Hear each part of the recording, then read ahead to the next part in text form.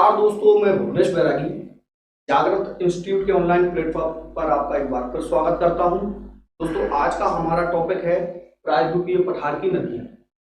इससे पिछले 2 क्लास में दोस्तों हमने हिमालय से निकलने वाली नदियां और नदियों के बारे में पढ़ा हुआ था। तो दोस्तों आइए देखते हैं आज हम प्रायद्वीपीय पठार की नदियों। पहले अगर मैं नदी की बात करूं तो एक महत्वपूर्ण नदी होती है प्रायद्वीपीय पठार की नदी, ये होती है गोदावरी। उससे पहले आपको एक बात और बता देता हूं, प्रायद्वीपीय पठार की नदियां बहुत महत्वपूर्ण होती हैं। प्रायद्वीपीय पठार की नदियां बहुत ही महत्वपूर्ण होती हैं, आपके पेपर में रेगुलर पूछी जाती है ना। और खासकर मध्य प्रदेश के जो भी स्टूडेंट्स हैं जो मध्य प्रदेश के पेपर देते हैं, इनके लिए तो ये नदियां अति विशेष हो जाती हैं, क्योंकि मध्य प्रदेश को तो नदियों का मायका कहा गया है। मायका क्यों कहा गया है? क्योंकि काफी सारी नदियों का उद्गम स्थान कहां से है? मध्य प्रदेश से हुआ है ना। सबसे ज्यादा नदियां भारत में कहां से निकलती हैं? मध्य प्रदेश से निकलती हैं, जिसके कारण मध्य प्रदेश को नदियों का मायका भी कहा गया है, याद रखें। ठीक है, तो मध्य प्रदेश के जो भी स्टूडेंट्स हैं उनके लिए तो आज का लेक्चर बहुत ही महत्वपूर्ण रहेगा। ठीक है, देखते हैं दोस्तों। गोदावरी पहली नदी अगर मैं आपको बताता हूं, पहली नदी गोदावरी। गोदावरी अभी गोदावरी भारत की एक बड़ी नदियों में गिनी जाती है। सबसे महत्वपूर्ण बात यह होती है, गोदावरी का उद्गम कहां से हुआ है? इसका उद्गम होता है दोस्तों महाराष्ट्र के नासिक जिले से। महाराष्ट्र के नासिक जिला, नासिक जिला, ठीक है, महाराष्ट्र में नासिक जिले से गोदावरी का उद्गम होता है। दोस्तों, गोदावरी के किनारे कुंभ का मेला भी बढ़ता है, तो याद रखें कुंभ का मेला। कुंभ का मेला कहाँ बढ़ता है? महाराष्ट्र में गोदावरी नदी के किनारे बढ़ता है, नासिक में बढ़ता है ना। ठीक है, फिर देखें दोस्तों गोदावरी की विशेषता, इसे वृद्ध गंगा या दक्षिण भारत की गंगा, दक्षिण भारत की गंगा का नाम भी दिया गया है। इसे वृद्ध गंगा या दक्षिण भारत की गंगा भी कहते हैं, याद रखें। ठीक है, तो कई सारे प्रश्न बने हैं, किस नदी को दक्षिण भारत की गंगा कहते हैं? गोदावरी को कहते हैं। वृद्ध गंगा गोदावरी को कहते हैं। ठीक है, चलिए फिर देखते हैं दोस्तों। अच्छा, ये गिरती कहां पर है? ये गिरती है बंगाल की खाड़ी में। बंगाल की खाड़ी, ठीक है, बंगाल की खाड़ी में गिरती है। प्रायद्वीपीय पठार की मैक्सिमम नदियां पूर्व की ओर बहती हैं। कहां पे बहती हैं? पूर्व की ओर, याद रखें, है ना। अभी पूर्व की ओर क्यों बहती है? क्योंकि जो भारत का जो भूभाग है, इसकी ढलान अधिकतर पूर्व की ओर है, पश्चिम की ओर बहुत कम ढलान है, जिसके कारण अधिकतर नदियां किस ओर बहती हैं? पूर्व की ओर बहती हैं, याद रखेंगे आप। चलिए, तो गोदावरी महाराष्ट्र के नासिक जिले से निकलती है। इसे दक्षिण भारत की गंगा या वृद्ध गंगा भी कहते हैं। ठीक है, बंगाल की खाड़ी में गिरती है और इसके किनारे कुंभ का मेला भी आयोजित होता है, कुंभ का आयोजन भी होता है। ठीक है, फिर देखते हैं दोस्तों दूसरा, कृष्णा नदी। कृष्णा, ये भी महाराष्ट्र से ही निकलती है, महाराष्ट्र से ही निकलती है।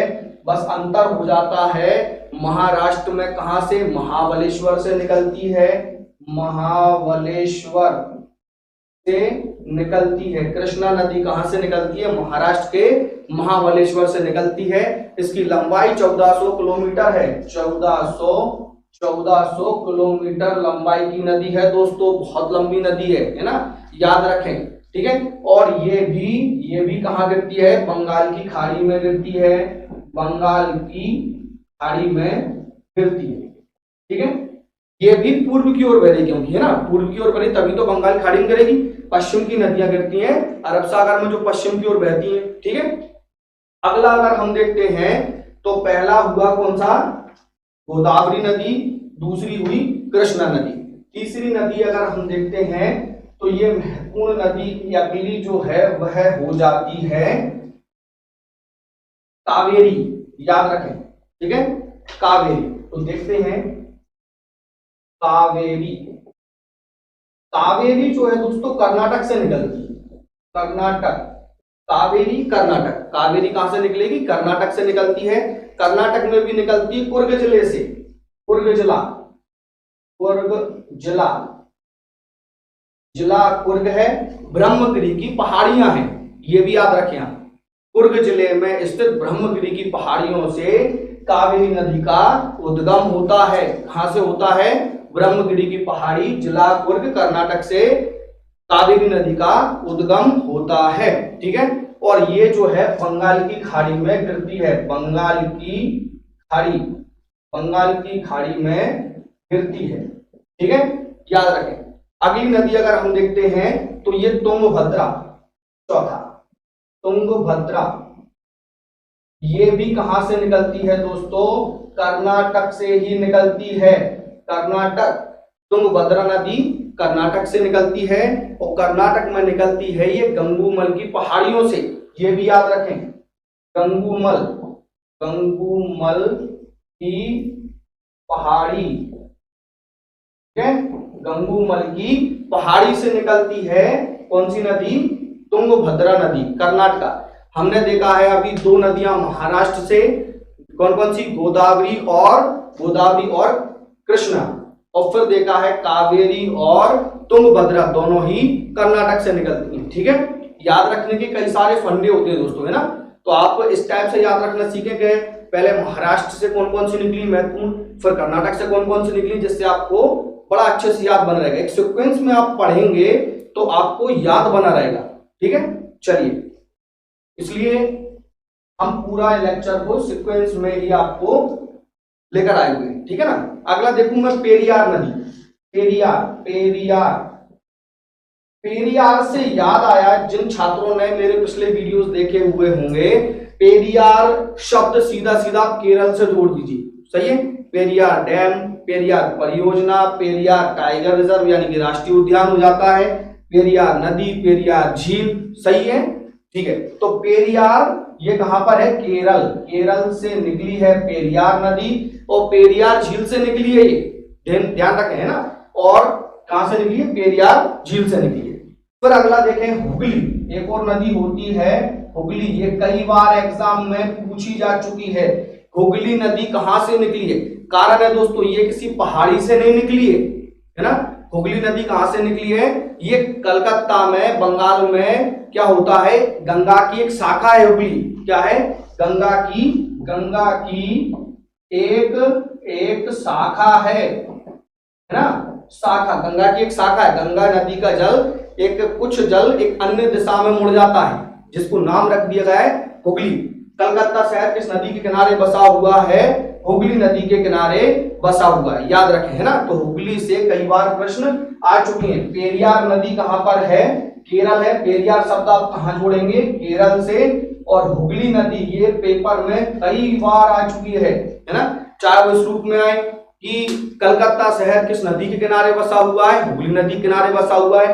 हुगली निम्न में से किस नदी से निकली है? तो ये गंगा से बनी है। ठीक है, चलिए अगला देखते हैं दोस्तों। एक बड़ी नदी है, महत्वपूर्ण नदी होती है नर्मदा, नर्मदा नदी। ठीक है, नर्मदा नदी, ये अगर नर्मदा की बात करते हैं, मध्य प्रदेश की नदी है, मध्य प्रदेश की नदी है। मध्य प्रदेश में कहां से निकलती है ये?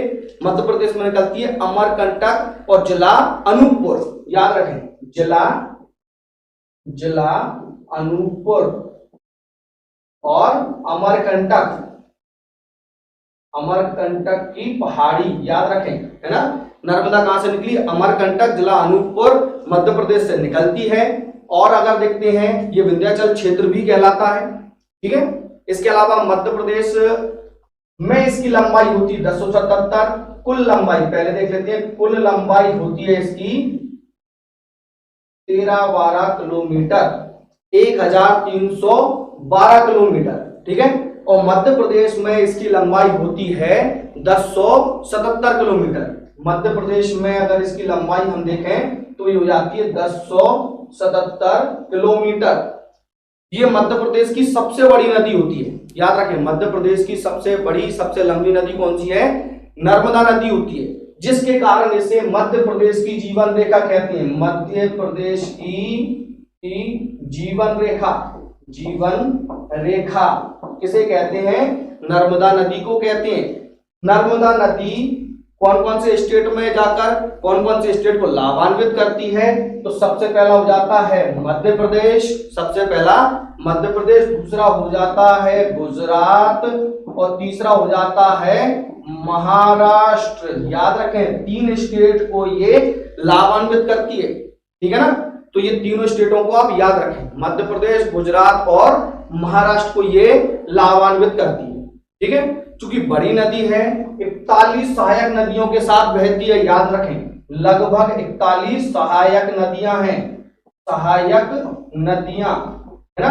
सहायक नदियां क्या होती हैं? जो एक मुख्य नदी में आकर मिलती रहती हैं और मुख्य नदी के जल प्रवाह को बढ़ा देती हैं। तो नर्मदा में लगभग 41 नदियां आकर मिलती हैं। अब सोचिए कितनी लंबी नदी, कितनी बड़ी नदी हो सकती है ना। फिर देखें अगला हम अगर, तो ये भारत की 5वीं बड़ी है, भारत की पांचवी सबसे बड़ी नदी, 5वीं सबसे बड़ी नदी है ना। पूरे भारत में 5वें नंबर पर आती है नर्मदा नदी। मध्य प्रदेश की सबसे लंबी नदी है और भारत में इसका नंबर है 5वां, याद रखें आप, है ना। फिर देखें ये पश्चिम की ओर बहती है, पश्चिम की ओर बहती है, ठीक है। पश्चिम की ओर बहेगी तो बंगाल की खाड़ी में तो नहीं गिरेगी ना, तो कहां गिरेगी? ये अरब सागर यानी खंबात की खाड़ी में गिरती है, याद रखें खंबात की खाड़ी में गिरती है, ठीक है, खंबात की खाड़ी में गिरती है। क्यों? क्योंकि ये पश्चिम की ओर बहती है। अच्छा, ये डेल्टा ना बनाती हुए एस्चुरी का निर्माण करती है। नर्मदा और ताप्ती 2 नदियां ऐसी होती हैं जो डेल्टा का निर्माण न करते हुए एस्चुरी का निर्माण भी करती हैं। क्लियर है? तो नर्मदा के बारे में हमने क्या क्या देखा है? सबसे पहले मध्य प्रदेश की सबसे लंबी नदी है। मध्य प्रदेश में कहां से निकलती है? जिला अनूपपुर अमरकंटक से निकलती है। इसे मध्य प्रदेश की जीवन रेखा भी कहा जाता है, ठीक है। इसकी कुल लंबाई है 13-12 किलोमीटर। मध्य प्रदेश में इसकी लंबाई है 1077 किलोमीटर। 41 इसकी सहायक नदियां हैं। 5वें नंबर की भारत की सबसे लंबी नदी होती है, ये पश्चिम की ओर बहती है और खंबात की खाड़ी में गिरती है। और किस किस राज्य को लाभान्वित करती है? मध्य प्रदेश, गुजरात और महाराष्ट्र को ये नदी लाभान्वित करती है, याद रखें। क्लियर है? चलिए, बहुत महत्वपूर्ण नदी होती है ये। एमपी के जो भी छात्र हैं जो मध्य प्रदेश की किसी भी परीक्षा की तैयारी कर रहे हैं उनके लिए तो अति विशेष हो जाती है नदी, ठीक है। अगली नदी देखते हैं हम दोस्तों, ताप्ती। ताप्ती, ठीक है।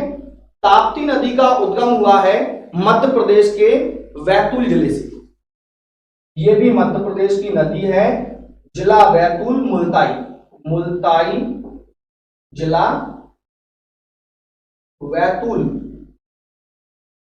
ठीक है। मध्य प्रदेश के बैतूल जिले से मुल्ताई क्षेत्र से निकलती है कौन सी? ताप्ती नदी। ये खंबात की खाड़ी में गिरती है। इसकी कुल लंबाई होती है 724 किलोमीटर, याद रखें 724 किलोमीटर। और ये कहां गिरती है? ये गिरती है कहां पर? खंबात की खाड़ी में, खंबात की खाड़ी। मैंने बताया था आपको नर्मदा और ताप्ती दोनों की दोनों कहां बहती है? पश्चिम की ओर बहती है, ना कि पूर्व की ओर। याद रखें, ये भी कहां बहती है? पश्चिम की ओर बहती है, पश्चिम दिशा में बहती है और डेल्टा का निर्माण न करते हुए एस्चुरी का निर्माण करती है दोनों नदियां। क्लियर है? चलिए फिर देखते हैं हम दोस्तों अगली नदी। ये हो जाती है फिर एक महत्वपूर्ण और बड़ी नदी है चंबल नदी, है ना। चंबल, चंबल नदी, ठीक है दोस्तों। चंबल नदी का ये मध्य प्रदेश की नदी है, ये भी मध्य प्रदेश की नदी है। नदियों का मायका है भाई, कितनी सारी नदियां हैं तो इन्हें पढ़ना भी पड़ेगी, सही है ना। चंबल नदी का उद्गम जो हुआ है मध्य प्रदेश में महू इंदौर, महू इंदौर में जानापाव की पहाड़ियां हैं, जानापाव की पहाड़ियां, ठीक है। जानापाव की पहाड़ी से चंबल नदी का उद्गम होता है, ठीक है। चंबल नदी के कारण क्या हुआ है दोस्तों? भिंड मुरैना के क्षेत्रों में बहुत अधिक मृदा अपरदन हुआ है, मृदा का कटाव हुआ है, जिसके कारण बहुत सारी गहरी नालियां टाइप की बन गई है ना। और इसके कारण कई सारे क्षेत्र ऐसे हैं जहां पर बहुत अधिक अपरदन हुआ है और यहाँ पर इन्हें दस्युओं का गढ़ यानी कि डाकुओं के रहने की स्थली भी कहा जाता है। ठीक है, इस नाम से भी इसे याद रखा जाता है। तो और नाम से याद आया चंबल के अन्य नाम। चंबल को प्राचीन काल में बहुत सारे नामों से जाना जाता है, जैसे चर्मावती, धर्मावती। तो पुराने नाम हो जाते हैं चर्मावती या धर्मावती। ठीक है, याद रखेंगे चर्मावती या धर्मावती। ठीक है, ये मध्य प्रदेश और राजस्थान को लाभान्वित करती है। मध्य प्रदेश और राजस्थान इसमें भी बड़ा इंटरेस्टेड बात ये हो जाती है दोस्तों कि चंबल नदी का जो दाईं ओर है, या फिर पहले मैं कहूं बाईं ओर है ना, बाईं ओर चंबल नदी के राजस्थान के क्षेत्र लाभान्वित हो रहे हैं और दाईं ओर चंबल नदी के मध्य प्रदेश के क्षेत्र लाभान्वित होती है। क्लियर है? ठीक है, तो हमने क्या क्या देखा है, इंदौर, महू इंदौर में जानापाप पहाड़ियों से निकलती है ये नदी। ठीक है, यमुना नदी में जाकर मिलेगी, ये महत्वपूर्ण बात एक और है, यमुना नदी में मिल जाती है। यमुना की सबसे बड़ी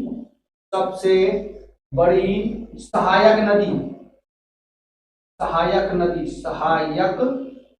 है। ठीक है, यमुना की सबसे बड़ी सहायक नदी कौन सी है? ये हो जाती है चंबल नदी। और यमुना खुद गंगा की सबसे बड़ी सहायक नदी है, याद रखें।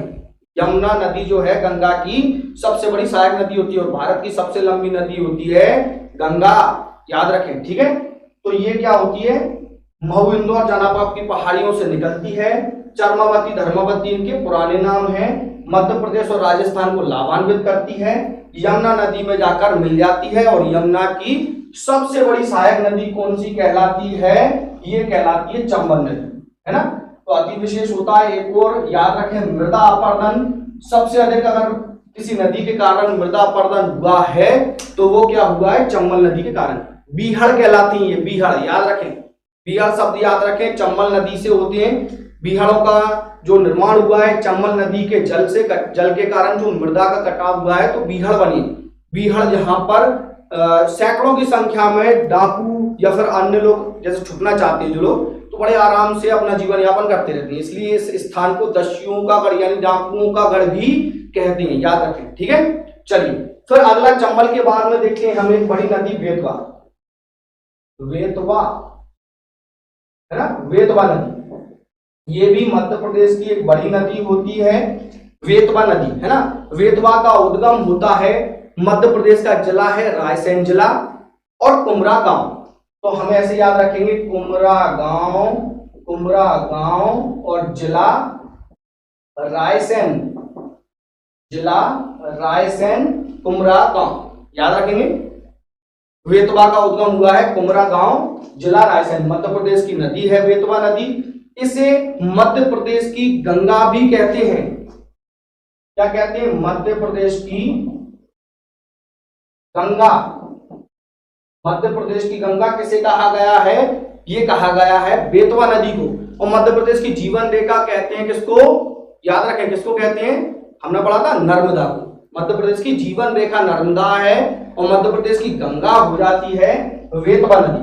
ठीक है, ये मध्य प्रदेश से निकलती है, मध्य प्रदेश से, और यूपी में पहुंच जाती है। तो मध्य प्रदेश और यूपी इससे लाभान्वित होती है, याद रखें, मध्य प्रदेश और उत्तर प्रदेश इससे लाभान्वित होते हैं। ठीक है, फिर देखें, ये इसका एक पुराना नाम भी है, याद रखें, वैत्रावती। क्या नाम है? वैत्रावती। पुराना नाम क्या है? वैत्रावती।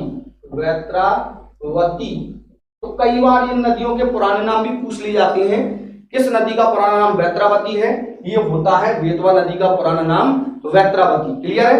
ठीक है, फिर देखते हैं दोस्तों अगला हम क्षिप्रा नदी। क्षिप्रा नदी, ठीक है। इस नदी की विशेषता बड़ी ये है दोस्तों, क्योंकि इस नदी के किनारे भी कुंभ मेले का आयोजन होता है। और मध्य प्रदेश में एक ही स्थान है जहां पर कुंभ मेले का आयोजन होता है उज्जैन में। ठीक है, लेकिन क्षिप्रा नदी का उद्गम कहां से हुआ है? ये निकलती है इंदौर की काकरीवाड़ी की पहाड़ियां, काकरीवाड़ी की पहाड़ियों से क्षिप्रा नदी का उद्गम होता है। इस नदी के किनारे क्या बढ़ता है, कुंभ मेले का आयोजन होता है, याद रखें, ठीक है। और ये चंबल में जाकर मिल जाती है, कहां पर, चंबल नदी में जाकर ये मिलती है, ठीक है। और एक और महत्वपूर्ण बात अगर हम देखते हैं तो ये होता है दोस्तों, इसे मालवा की गंगा कहते हैं। कौन सा, मालवा, मालवा की गंगा। तो ये अति विशेष फैक्ट है इस नदी से जुड़ा हुआ। क्वेश्चन आ सकता है मालवा की गंगा किस नदी को कहते हैं, तो ये कहा जाता है क्षिप्रा नदी को, याद रखें, ठीक है। चलिए अगली नदी अगर हम देखते हैं क्षिप्रा के बाद में, तो लूनी एक महत्वपूर्ण नदी हो जाती है, लूनी, ठीक है। लूनी का जो उद्गम होता है ये राजस्थान के अजमेर जिले से निकलती है, याद रखें, राजस्थान का अजमेर जिला। तो अजमेर राजस्थान, ठीक है। लूनी कहां से निकलती है, राजस्थान के अजमेर जिले से निकलती है। और इस नदी की विशेषता ये कहीं गिरती नहीं है, ये गुजरात के कच्छ रण क्षेत्र में जाकर जमीन के अंदर लुप्त हो जाती है, याद रखें, जमीन के अंदर जाकर लुप्त हो जाती। कहां पर, गुजरात में कच्छ या रण क्षेत्र में जाकर क्या हो जाती है, जमीन में समा जाती, जमीन में लुप्त हो जाती है। क्लियर है, ठीक है। इसका जल जो है नमकीन भी है ना, मतलब खारा जल है, जिसके कारण इसे नमकीन नदी भी कहा जाता है। क्या कहा जाता है, नमकीन नदी। कौन सी, लूनी, याद रखेंगे। फिर देखें हम, अगली होती है लूनी के बाद में माही नदी। ये मध्य प्रदेश की नदी है और मध्य प्रदेश में धार जिले से निकलती है, जिला धार जिला, मध्य प्रदेश के धार जिले से निकलती है माही नदी। और ये खंबात की खाड़ी में गिरती है, खंबात की खाड़ी में गिरती है। खंबात की खाड़ी में कोई नदी गिर रही है तो किस ओर बह रही होगी दोस्तों, पूर्वी की ओर या फिर पश्चिम की ओर, निश्चित रूप से पश्चिम की ओर बहती है। तो 3 नदियां देख ली अभी तक अपन ने, नर्मदा, ताप्ती और माही नदी। नर्मदा, ताप्ती और माही नदी पश्चिम की ओर बहती है ना। हालांकि लूनी नदी भी पश्चिम की ओर बहती है, लेकिन निकलती भी राजस्थान से ही, पश्चिम से ही निकलती है। उस तरफ ढलान है तो उस तरफ ही बह जाती पश्चिम की ओर, और प्रॉपर कहीं गिरती नहीं है ना। कच्छ के रण क्षेत्र में जाकर क्या हो जाता है, जमीन में ही समा जाती है, याद रखें, ठीक है। फिर देखें दोस्तों अगला हम, सोन नदी। सोन नदी ये मध्य प्रदेश के अमरकंटक से निकलती है। मध्य प्रदेश में कहां से निकलती है, अमरकंटक, मध्य प्रदेश में अमरकंटक से निकलती है। और ये डायरेक्ट जाते हुए किसी नदी में ना मिलती हुई सीधे हम तो गंगा में मिलेंगे, है ना, गंगा नदी में मिलती है। कहां मिलती है, गंगा नदी में जाकर मिलती है। ये बड़ा इंपोर्टेंट है, सोन नदी। अधिकतर क्या होता है, कई सारी चीजें हम भूल जाते हैं, है ना। तो सोन नदी कहां मिलेगी, पता चले किसी नदी में मिला दे, चंबल या फिर बेतवा, या किसी नदी में नहीं, ये सीधे कहां मिलेगी, सोन नदी। भाई सोन से सोना बहुत शुद्ध होता है, शुद्ध कहां मिलेगी, शुद्ध जगह पर। शुद्ध जगह कौन सी, गंगा। सोन से सोना शुद्ध होता है। शुद्ध चीज कहां मिलती है, शुद्ध जगह ही मिलेगी, यानी गंगा में डायरेक्ट जाकर ये मिल जाएगी। बाद बाकी कहीं भी किसी भी नदी में ये नहीं मिलेगी, याद रखें, ठीक है। ये बहुत महत्वपूर्ण होता है, यहाँ कई स्टूडेंट गलतियां कर देते हैं, ठीक है ना। और आपकी गलती ही तो पेपर में आती है, जहां आप गलती कर सकते हैं, जहां गलती की संभावनाएं होती हैं, वही प्रश्न तो पेपर में देने के लायक होते हैं, सही है ना। अगला देखते हैं हम दोस्तों, एक बड़ी नदी है। तो ये काफी सारी नदियां जो मध्य प्रदेश की नदियां थी, अभी देखते हैं एक नदी, महानदी। कौन सी, महानदी जो छत्तीसगढ़ से निकलती है, छत्तीसगढ़, और छत्तीसगढ़ में कहां से, रायपुर, छत्तीसगढ़ में रायपुर से निकलती है महानदी, याद रखें। क्योंकि इसे याद रखना इसलिए इंपोर्टेंट बता रहा हूं मैं आपको, क्योंकि ये कटक उड़ीसा होते हुए और कहां गिरेगी, बंगाल की खाड़ी में गिरेगी, ठीक है ना। कहां गिरेगी, बंगाल की खाड़ी में गिरेगी। कटक उड़ीसा से हम अधिकतर छत्तीसगढ़ को जोड़ नहीं पाती, तो याद रखें ये छत्तीसगढ़ में रायपुर से निकलते हुए पूरब की तरफ बहते हुए और कहां पहुंच जाती, कटक उड़ीसा पार करते हुए। लिख देता हूं मैं, कटक उड़ीसा, है ना, कटक उड़ीसा को पार करते हुए कहां गिरती है, बंगाल की खाड़ी में गिरती है, बंगाल की खाड़ी में गिरती है। अभी कटक उड़ीसा से कुछ याद आया हो अगर आप लोगों को, भारत का सबसे लंबा बांध कौन सा है? हीराकुंड बांध है ना। हीराकुंड बांध किस नदी पर है? ये है महानदी पर है। किस राज्य में है? उड़ीसा में। तो याद रखें हीराकुंड बांध, हीराकुंड बांध, हीराकुंड बांध है ना। हीराकुंड बांध कहाँ है? ये होता है उड़ीसा में, उड़ीसा में है। नदी है महानदी, महानदी। और ये भारत का सबसे लंबा बांध है, सबसे लंबा बांध होता है। ठीक है, क्लियर है? याद रहेगा, भारत का सबसे लंबा बांध हीराकुंड बांध है, जो कहाँ है? कटक उड़ीसा में। नदी कौन सी है? महानदी है। क्लियर है? महानदी कहां से निकली है? ये निकली है छत्तीसगढ़ के रायपुर से। क्लियर? अगला देखते हैं दोस्तों, एक नदी है साबरमती, साबरमती। इसके ऊपर तो गाना भी है, साबरमती के संत तूने कर दिया कमाल। कौन? जी हाँ, गांधी जी। सही है। तो गांधी जी ने अपने आश्रम की स्थापना कहां पर की थी? गुजरात में की थी। गुजरात में अहमदाबाद से थोड़ा सा आगे चलते हुए साबरमती नदी के किनारे। तो ये कहां पर है? गुजरात में एक नदी है साबरमती। गुजरात गुजरात से तो ये निकलती है। दरअसल ये निकली कहां से है ना? उद्गम देख रहे हैं पहले तो हम। गुजरात से तो ये निकलती है ना। इसका उद्गम होता है राजस्थान। याद रखें, राजस्थान, राजस्थान में उदयपुर, उदयपुर राजस्थान से इसका उद्गम होता है। और एक झील है, मैं आपको पढ़ा अभी झीलों में बताया था, जय समुद्र झील, जय समुद्रम झील से इसका उद्गम होता है। याद रखें ना, झील से इसका उद्गम हुआ है। जय समुद्रम झील राजस्थान उदयपुर से ये निकलती है, ये इसका उद्गम है। मैक्सिमम लोगों को ये कंफ्यूजन हो जाएगा, क्योंकि गांधी जी से एक बड़े महान व्यक्ति गांधी जी, उनका नाम जुड़ा हुआ है साबरमती नदी से। गांधी जी ने क्या किया था? साबरमती नदी के किनारे अपने आश्रम की स्थापना की थी। तो मैक्सिमम लोगों को ये कंफ्यूजन भी हो जाता है कि साबरमती नदी निश्चित रूप से गुजरात से निकली होगी, लेकिन ये निकली है राजस्थान से। और राजस्थान के बिल्कुल करीब से जुड़ा हुआ है गुजरात, गुजरात पहुंच जाती है यार, है ना। क्लियर है? तो और साबरमती राजस्थान के कहां से निकलेगी? उदयपुर से निकलेगी। जय समुद्रम झील से निकलती है और खंबात की खाड़ी में गिरती है। खंबात की खाड़ी, पश्चिम की ओर से जो नदियां निकलेंगी वो पश्चिम की ओर ही बह जाती है।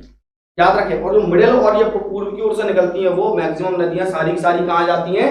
बंगाल की खाड़ी में जाती है, पूर्व दिशा की ओर बहती है। याद रखें। सही है। अगला देखें हम सिंध नदी, सिंध नदी, ये मध्य प्रदेश के गुना जिले से निकलती है। याद रखें, मध्य प्रदेश के गुना जिले से ये नदी निकलती है और चंबल में जाकर मिल जाती है, चंबल नदी में जाकर मिल जाती है। याद रखें, है ना। मध्य प्रदेश के गुना जिले से निकलेगी और कहां मिलेगी? चंबल नदी में जाकर मिल जाती है। अगला देखें हम दोस्तों, तो ये होती है एक नदी पार्वती, पार्वती नदी, पार्वती नदी। ठीक है, पार्वती, पार्वती। अब सही। ठीक है, पार्वती नदी का उद्गम होता है दोस्तों सीहोर से। याद रखें, सीहोर मध्य प्रदेश की नदी है, ये भी मध्य प्रदेश में सीहोर से निकलती है और ये भी चंबल में जाकर मिल जाती है। कहां पर? चंबल नदी में जाकर मिल जाएगी पार्वती नदी, है ना। एक नदी और होती है फिर बाणगंगा। याद रखें, बाणगंगा, बाणगंगा। ठीक है, गंगा शब्द जुड़ा हुआ है इसलिए महत्वपूर्ण हो जाती है बाणगंगा नदी। ये जबलपुर में बैराट की पहाड़ियों से निकलती है। जबलपुर मध्य प्रदेश, मध्य प्रदेश, जबलपुर कहा? वैराट की पहाड़ी, वैराट की पहाड़ी, है ना।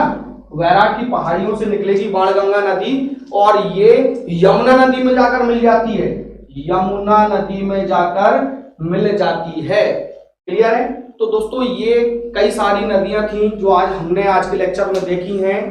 ये प्रायद्वीपीय पठार से निकलने वाली नदियां होती हैं, है ना। प्रायद्वीपीय पठार से निकलने वाली नदियां होती हैं। मैंने आपको बताया था नदियां दो प्रकार की होती हैं, एक हिमालय से निकलने वाली, दूसरी प्रायद्वीपीय पठार से निकलने वाली नदी। हिमालय की नदियों को युवा नदी कहते हैं क्योंकि इनकी ढाल या फिर इनका फ्लो होता है, उनका वेग बहुत तीव्र होता है। है ना, जिसके कारण ये गहरी भी होती हैं। और प्रायद्वीपीय पठार की नदियों को प्रौढ़ नदी भी कहते हैं, याद रखना, है ना, आयु के हिसाब से युवा आयु, प्रौढ़ अवस्था और वृद्धावस्था। अभी प्रौढ़ क्यों कहते हैं? क्योंकि प्रौढ़ नदियों की निशानी होती है ये नदियां गहरी नहीं होती, ये नदियां गहरी नहीं होती हैं, है ना, और ये चौड़ी होती हैं, अपेक्षाकृत ज्यादा गहरी नहीं होती हैं।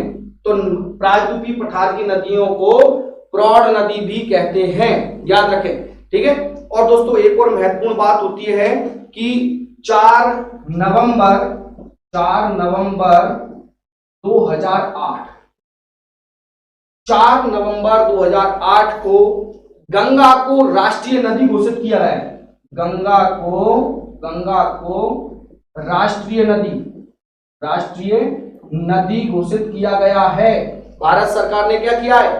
4 नवंबर 2008 को गंगा नदी को भारत की राष्ट्रीय नदी का दर्जा दिया है, याद रखें आप, ठीक है। तो दोस्तों ये पूरा का पूरा एक टॉपिक था हमारा नदियां। पहले हमने नदियों के बारे में जाना है, नदियां वास्तविकता में होती क्या है ना। फिर हमने क्या देखा है, नदियां कितने प्रकार की होती हैं। पहले हमने देखा हिमालय से निकलने वाली नदियां, और फिर हमने देखी प्रायद्वीपीय पठार की नदियां, ठीक है। तो दोस्तों आशा करता हूं आप लोगों को ये पूरा का पूरा नदियों से जुड़ा हुआ एक टॉपिक समझ में आया होगा। और एक महत्वपूर्ण सूचना यह भी है दोस्तों कि जागृत इंस्टीट्यूट आप लोगों के लिए, मध्य प्रदेश के स्टूडेंट्स के लिए, मध्य प्रदेश MPPSC होता है, जैसे कि Madhya Pradesh PSC, Madhya Pradesh sub inspector परीक्षा और मध्य प्रदेश कांस्टेबल, और मध्य प्रदेश के समस्त जितने भी व्यापम द्वारा आयोजित होने वाले जो पेपर या फिर परीक्षाएं होती हैं, इनके लिए हम लोग कोर्स भी जल्दी से लाने वाले हैं। तो दोस्तों इसीलिए हमारे कोर्सों से आप जल्दी से जल्दी जुड़ने का प्रयास करें और इसी तरह हमसे लगातार जुड़े रहें और हमारे कोर्स का आप लोग लाभ लें, और निश्चित रूप से हम आपकी सफलता में अपना योगदान अवश्य देंगे, ठीक है दोस्तों। तो आप लोग इसी तरह हमसे जुड़े रहें और ज्यादा से ज्यादा हमारे वीडियोस को लाइक करें, सब्सक्राइब करें और अपने दोस्तों तक पहुंचाएं। थैंक यू वेरी मच, धन्यवाद दोस्तों।